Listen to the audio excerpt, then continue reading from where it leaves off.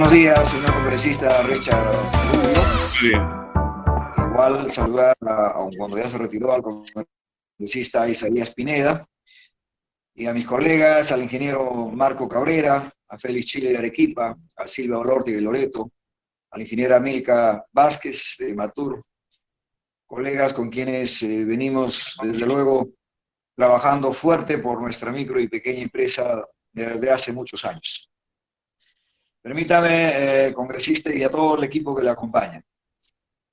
Usted nos ha pedido alcanzar alguna información cada vez que he estado trabajando propuestas políticas para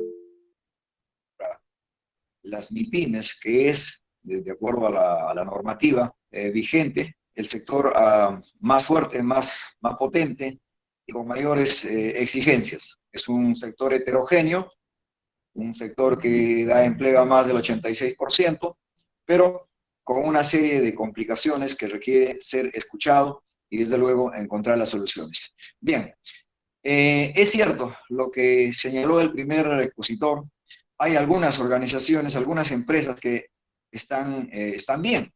Ahí está Alicor, ahí está Prosegur, ahí está Incafarma, ahí está Plaza Vea, ahí está Metro, está WOM, estas cadenas del sector de Internet, llámese el Zoom, el Facebook y otros. Eso definitivamente les está yendo muy bien. Este es un momento para ellos interesante.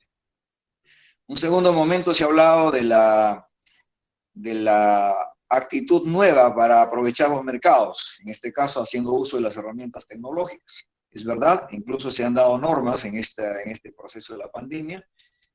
Una de ellas es que está referida a la digitalización, y esto es importante. La preocupación ahí es la capacidad que tiene la proveeduría del servicio de telefonía y de Internet y la conectividad deficiente con nuestras regiones en la mayor parte. Y debo hacer aquí una precisión. Yo hablo desde el campo. Yo soy agricultor, comunicador y dirigente, y 28 años en la dirigencia en diferentes organizaciones, y camino, puesto mis botas por el barro, horas y horas, o en moto, o a lomo de mula, y entiendo la realidad de lo que viven nuestros hermanos desde el campo. Así que cuando se dio esta pandemia, se anunció un paquete de medidas por parte del gobierno, desde luego bien intencionadas. La mayor parte no ha llegado ni llega. Muestra de ello ha sido la protesta de ayer de los artesanos, quienes son más de 80.000 que tienen un registro en el MINCETUR y no tienen respuesta. La otra muestra es de nuestros agricultores, donde muchas veces se ha dado el bono, y hay casos donde señoras que tienen niños pequeños o con problemas de salud, les dificulta pues caminar 2, 3, 4 días para llegar donde hay una ventanilla del Banco de la Nación, y otras dificultades más que tienen que atravesar. De tal manera que no se ha acertado, porque se ha hecho obviamente un programa pensado desde Lima para la gente de las principales ciudades y desde un escritorio, y en muchos casos con una información desfasada, siendo que existen los instrumentos para poder alcanzar información más actualizada dentro del mismo Estado. Y en ese contexto, la organización a la que yo represento, que es el Consejo de Organizaciones de la Micro, Pequeña y Mediana Empresa Internacional, desde el año pasado hasta ese entonces trabajábamos a nivel nacional, hoy tenemos presencia en 12 países y en todo nuestro país. Esto nos ha llevado a mirar que primero está el Perú, obviamente, y allí empiezo a ver cómo ha ido creciendo el centralismo. En el año 2017 teníamos más de 7 millones de personas en el campo, en el ámbito rural. Hoy tenemos 6.687.000, es decir, el 21% de la población.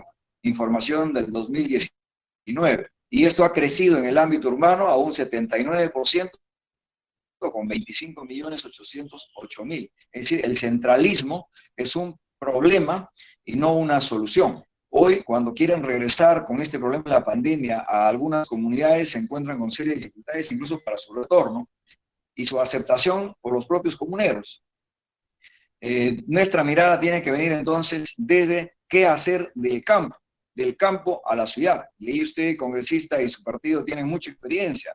¿Cómo no resaltar las fronteras vivas, por ejemplo? Es el modelo que se implementó hace varios años y que creo que a puro punche lo están desarrollando.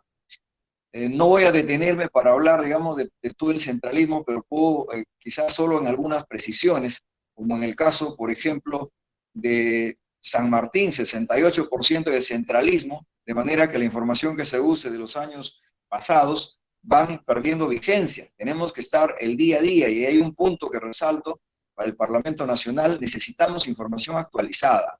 El INEI y las instituciones que trabajan deben, el PRODUCE y otros, el Ministerio de Trabajo, deben proveernos información mínimamente anual y no trabajar con cifras de años muy pasados, porque cambia, la situación es cambiante.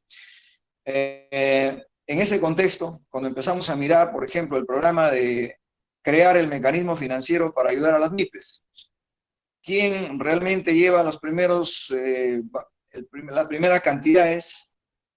Obviamente están los bancos, las empresas de los bancos, los principales clientes de los bancos, quienes se aprovecharon del plan Reactiva Perú.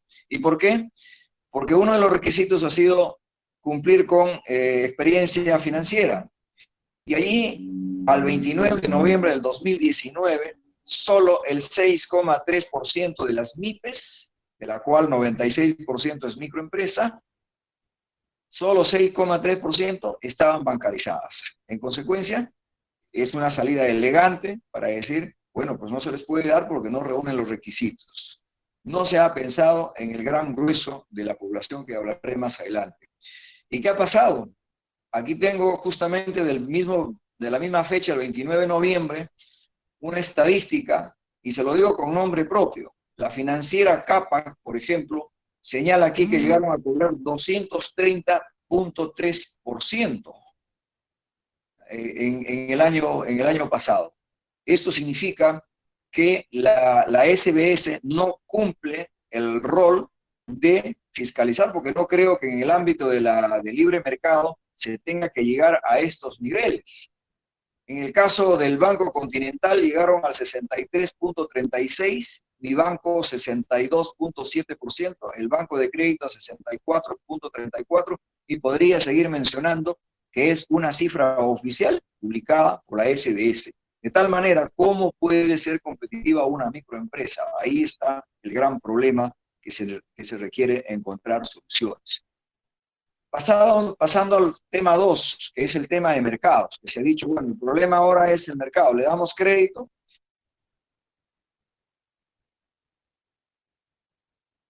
y ahora vamos a hablar de mercado, porque claro, si le damos crédito y no nos preocupamos en el mercado, el retorno va a ser muy difícil en el caso de la micro y pequeña empresa. Y cuidado, no es confirmado, pero en proceso de investigación, habrían algunas de las empresas grandes que recibieron 10 millones de por Reactiva, estarían en proceso de declarar en quiebra sus empresas, salida del mercado bien de COP, dado que estemos dando dinero, realmente sea complicado para el retorno en lo sucesivo.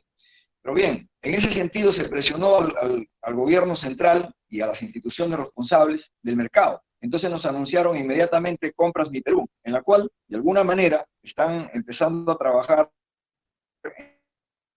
en el caso de confecciones, en el caso de calzado, y bueno, están llamando ahora a los otros rubros. Pero eso es una cifra, digamos, pequeña frente a la exigencia que tiene el país. Desde luego, ayer en la conversación que he sostenido con el ministro de la Producción, veo todos sus esfuerzos, todo su interés, habla de 1.000 millones de soles para Compras Mi Perú, que debe ejecutarse este año, y todo eso me parece interesante. Nos ha presentado allí una distribución a nivel de regiones: Piura, Lambayeque, La Libertad, Arequipa, Tacna, Ayacucho, Junín y Loreto serían los que estarían participando este año en el marco de estos 1.000 millones, la cual saludamos y esperamos que se acelere. Esto es bueno, sin embargo, no es lo suficiente como para la reactivación económica. Congresista, si a través de su despacho lográramos que las 2.620 instituciones del Estado hicieran un compromiso para la reactivación económica del país, dando preferencia a comprar a las MIPES de su región como prioridad 1, si no encontraran la satisfacción por la calidad o la cantidad a ser proveído, entonces podrían apelar a otras regiones o al país, y en el último caso, al ámbito internacional. Prioridad, comprar al vecino, al ciudadano del lugar.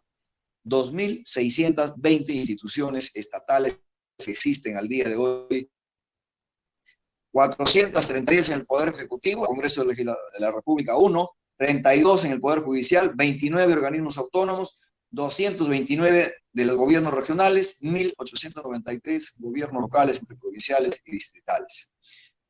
El otro tema que se ha hablado es producir con calidad para competir en el mercado.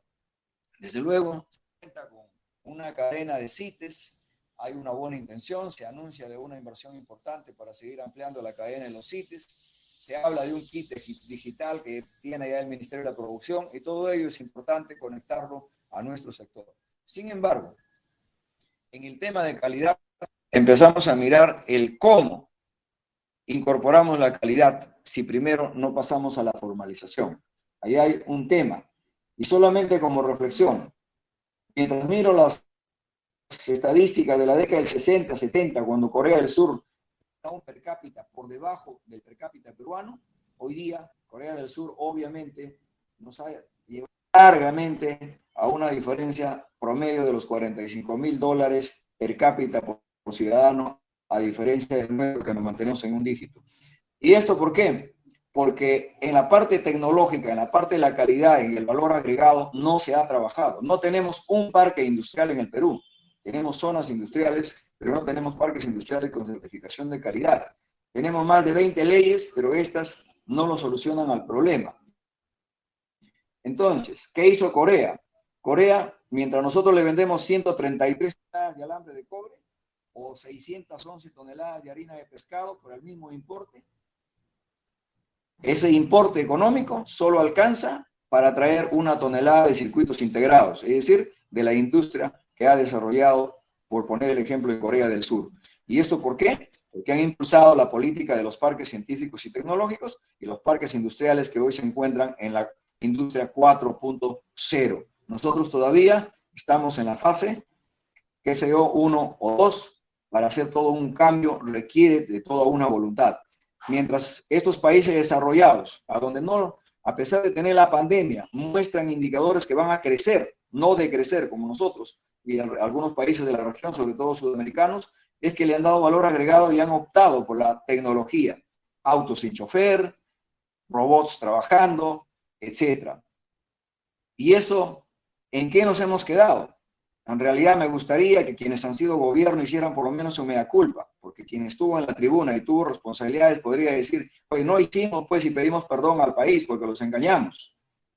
Me refiero a los diferentes gobiernos y a los diferentes funcionarios que han pasado. Se han presentado estudios. Yo tengo aquí el estudio, por ejemplo, del 2008, cuando presentó ESAN, que los parques industriales en Lima no eran parques industriales porque no tenían títulos de propiedad algunos, no tenían servicios de agua, servicios de electricidad, y entonces no puede ser un parque industrial de esta forma. Tiene que obviamente cumplirse con los requisitos elementales que exige la normativa para ser competitivos, y las certificaciones para entrar al mundo internacional son obviamente exigentes. En ese contexto, congresista, la organización a la que represento en el 2008, nosotros solicitamos desarrollar una primera ciudad industrial ecointeligente, y se hizo en coordinación con los 8 alcaldes de la Mancomunidad de Lima Norte y con algunas organizaciones. ¿Y qué encontramos en ese estudio y en esa cruzada de trabajo? Que en Lima tenían RUC 77.456 empresas, de las cuales 17.593 pertenecían o pertenecen al sector textil y confecciones. Estoy hablando de las que tienen RUC, que probablemente es otro tanto o mayor a los que no tienen RUC. O sea, nosotros del sector privado hemos aportado una y otra vez, pero no se ha tomado en cuenta porque cada quien viene con su agenda y considera tener, obviamente, la verdad. ¿Y eso a qué ha llevado? Al incremento de la informalidad. El que revisa el corrido de la informalidad desde la década del 90 a la fecha, hemos crecido en informalidad y no en competitividad. Hemos retrocedido 11 puntos en competitividad en los últimos años y no hemos avanzado por un problema que es informal. El mismo Produce publicó en el año 2015, la cual no creo que haya variado, quizás ha variado para más, pero en ese entonces se publicó que había 6.666.000 unidades productivas informales. ¿Qué se está haciendo para ellos? ¿qué se está haciendo con el programa para ayudar a una sobrevivencia en estas circunstancias? Y dentro de ello se habla del 35.8% del sector agropecuario. Y ahí hay preocupación, porque las más de 2.300.000 unidades productivas en el campo forman parte de la economía familiar de la microempresa, más de un 99%. En ese contexto, cuando yo miro la responsabilidad de la formalización, lo miro por regiones, y ahí usted tiene toda la razón. Y vuelvo a repetir, mirar del campo a la ciudad. Huancavelica, 91.4% de informalidad en el 2018, seguido por Cajamarca con el 89.3% y Apurímac con el 88% y sucesivamente. ¿Y en qué sectores se señala la mayor informalidad? En el comercio y el transporte, seguido por el sector agropecuario. Esto tiene que preocuparnos en estas circunstancias. ¿Y en qué hemos crecido en el Perú? Hemos crecido en burocracia. Se creó un viceministerio. Ese viceministerio, a su vez, si usted mira el Decreto Supremo 02-2017, produce, en la que se aprueba el Reglamento de Organización y Funciones del Ministerio de la Producción, febrero 2017, encontramos 19 direcciones que trabajan, obviamente, con rango nacional. El Ministerio de la Producción tiene direcciones regionales y sucesivamente las entidades del Estado tienen direcciones regionales. ¿Qué logramos con ello? Cuando ellos tienen que pedir permiso a la Central de Lima para hacer una visita inspectiva a una empresa, y se lo puedo decir con experiencia propia en Moyobamba, lo que me ha pasado. Entonces, ¿hemos crecido en burocracia? Sí. ¿Se eliminó el Prompime? Sí, se cerró Prompime por un problema. Se encontró licitación de municiones para pistola Brolin, que es arma de guerra, leche evaporada. Y lo digo con nombre propio porque fue mi institución una de las que presentó la denuncia en aquel entonces y que se envió a Contraloría y se envió al Congreso de la República y que obra en mis manos la documentación a la que me refiero. Entonces nosotros dijimos, si se ha creado un ente para facilitar, el espíritu de la creación de Prompime fue muy buena, al igual que hoy Promperú, en aquel entonces Prompex, fue muy buena, de poder ser el medio que tenga el trabajo de la trazabilidad, por ser este tema un tema transversal, las actividades transversales, lo vimos muy bien, pero el fin que se fue dando más adelante no estuvo cumpliendo los objetivos. En consecuencia, seguido a ello, nosotros hemos apostado por los tratados de libre comercio, sí, en condiciones diferentes. Yo pregunto a aquellos quienes en ese momento insistieron los tratados de libre comercio, que fue uno de ellos los más discutidos con Estados Unidos, ¿cuánto aprovecha las MIPES del Tratado de Libre Comercio con Estados Unidos sin referirme al resto de los países? ¿Y por qué? Reitero, por la informalidad, por la falta de competitividad. ¿Y qué se hizo y qué se está haciendo para darle los instrumentos para ser formal y competitivo? Crear burocracia, sobrecostos, y realmente eso no ayuda al país. ¿Qué proponemos? Nosotros insistimos en que la mesa nacional que hoy día se ha formado, y se lo comentaba ayer al señor viceministro José Salardi, en la mesa ejecutiva que lo preside el MEF, le preguntaba ¿qué pasó con el CODEMIPE? La respuesta es, el CODEMIPE no ha funcionado. Ese CODEMIPE que se crea en la década del 2003, 2004, en el periodo del presidente Alejandro Toledo, se hizo sin entender la realidad de las regiones, de las MIPES que están en Tumbes, en Loreto, en Tacna, en Puno, en la costa, en fin, sin entender. Se hizo imposición desde las oficinas de Lima. Y se lo digo y lo puedo demostrar con documentos que nosotros fijamos posición, hicimos alcance de opinión, incluso, voy a señalarlo, con todo respeto, mi ex ministro Fernando Villarán, recordará usted que tuvimos una larga reunión los dos en su despacho para explicarle nuestra preocupación por aquella ley que finalmente terminó promulgándose, la 28015. ¿Qué decimos ahora? Decimos que esta mesa ejecutiva no ha incorporado una vez más al resto del país. Están todas las organizaciones grandes. ¿CONFIEP alguna vez nos ha representado a las MIPES? ¿La SNI alguna vez nos ha representado a las MIPES? O sea, estas organizaciones tienen su espacio y tienen su lugar, y lo respetamos, pero nos han representado, que lo digan los entendedores de la micro y pequeña empresa del país. Entonces, el respeto es una cosa y las realidades hay que decirlas. Y esta realidad es que hay que incorporar a esta cadena de producción agrícola, que son más de 2 millones del país, en esta mesa ejecutiva. Hay que incorporar a los artesanos. Creo que las cooperativas juegan un rol fundamental en el desarrollo de la descentralización y el manejo incluso de recursos porque tienen experiencia. Yo creo que el Minagri ha avanzado tremendamente con las cadenas productivas. Ese es el otro brazo importante donde el Estado peruano ya ha hecho inversión de dinero. Nosotros proponemos una inclusión real, entendiendo del campo a la ciudad, no de la ciudad al campo. Y en ese contexto, nosotros consideramos que trabajar un plan nacional de productividad y competitividad, hecho que no lo hizo ningún ministerio, excepto el Ministerio de Trabajo intentó hacer un estudio y hizo un estudio, pero un estudio teórico que nunca se implementó como una hoja de ruta para la productividad y competitividad desde la fuerza de las MIPYMES hacia el desarrollo económico sostenible. Entonces, creemos que se debe hacer. El segundo punto, creemos que sí debe existir una superintendencia para el desarrollo sostenible. Nosotros trajimos al director del Small Business Administration, bajo la gestión del ministro de entonces, Rafael Rey, en el 2008, aquí a Lima, por 2 días.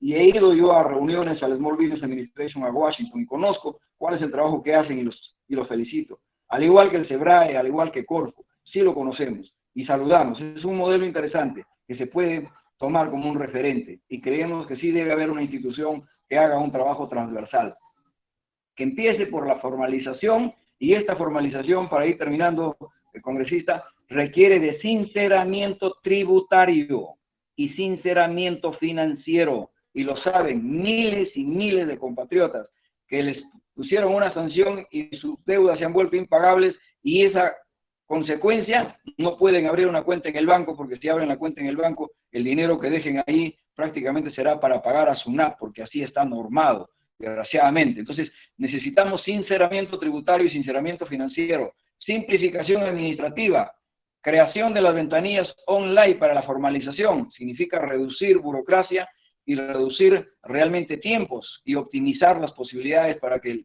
el emprendedor se formalice a la hora que el tiempo le alcanza. ¿Necesitamos impulsar el mercado nacional? Sí, y el mercado internacional también. Para ello, nosotros creemos que debe darse una sola entidad, la central de compras en línea. Compras en línea. Hemos presentado la propuesta a la presidencia del Consejo de Ministros cuando César Villanueva fue presidente. Hemos presentado en el Congreso de la República a la Comisión Pymes y bueno, por ahí seguramente se ha quedado en algún archivo la propuesta sustentada que hemos alcanzado. Tecnología para la producción, en la que incluye la trazabilidad. Los mercados hoy día exigen conocer la información desde el origen del producto. La trazabilidad es fundamental, sobre todo en el mercado internacional. Pero a ello hay que darle soporte al e-commerce, al comercio electrónico. Es verdad que estamos en la ola que no se puede retroceder, que son las tecnologías. En ese sentido, creemos finalmente que se debe incorporar un tercer elemento, el plan de internacionalización. No podemos quedarnos, somos emprendedores globales y competitivos. No nos da miedo, obviamente, competir con los países del mundo, ni nos negamos a que ingresen sus productos. Lo que estoy señalando es que hay que crear una conciencia de cómprale al Perú, hay que crear una conciencia de responsabilidad de los compradores y obviamente hay que priorizar para generar mano de obra y generar desarrollo. Recordemos que el Ministerio de Relaciones Exteriores tiene 140 misiones en el exterior, 12 oficinas en nuestras regiones instaladas para poder ayudar a las regiones de nuestro país a conectarse con el mundo. Y el MINCETUR tiene 30 oficinas comerciales y debemos trabajar entonces con ellos. Y el modelo de financiero que debemos de aplicar hoy día es entrar a un modelo innovador vía las fintechs.